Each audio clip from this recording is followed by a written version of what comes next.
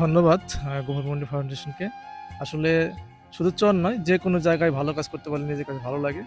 তাই আদনান, তুমি যেভাবে তোমার যে প্রচেষ্টায় আছে গভর্নমেন্ট ফাউন্ডেশনের পক্ষ থেকে, সাদাত ভাইয়ের পক্ষ থেকে যে তুমি আসসালামু আলাইকুম দর্শক, কেমন আছেন সবাই? আশা করি সবাই ভালো আছেন।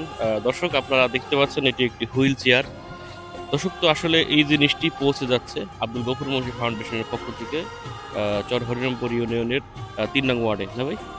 দর্শক, তো আসলে একটি প্রতিবন্ধীর কাছে এটা একটা মহামূল্যবান সম্পদ। যে এটা পাবে সেই জানে।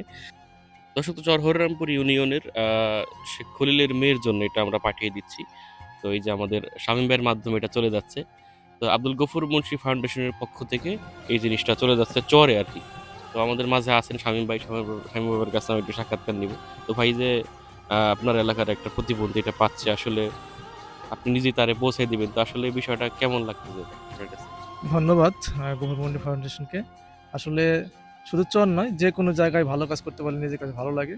তাই আদনান, তুমি যেভাবে তোমার যে প্রচেষ্টায় আছে গভর্নমেন্ট ফাউন্ডেশনের পক্ষ থেকে, সাদাত ভাইয়ের পক্ষ থেকে যে তুমি চরে একজন অসহায়, শুনলাম শেখ খলিলের মেয়ে, ওদের কিন্তু প্রতিবন্ধী, তিনি হাঁটতে পারে না, চলতে পারে না, তার যে পৌঁছে দিচ্ছ, আমি এই জন্য আমার পক্ষ থেকে এবং চরবাসীর পক্ষ থেকে আব্দুল গফুর ফাউন্ডেশনকে কৃতজ্ঞতা প্রকাশ করছি এবং ধন্যবাদ জানাচ্ছি।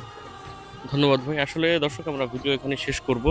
তবে এই জিনিসটা বড় শামীম ভাই নিতে অনেক কষ্ট হবে। এরপরেও ভাইয়ের মাধ্যমে আমরা তাকে পৌঁছে দিচ্ছি, তো ভাইয়ের এলাকায় বাড়ি, তাই না ভাই? এই প্রতিবন্ধী লোকটার।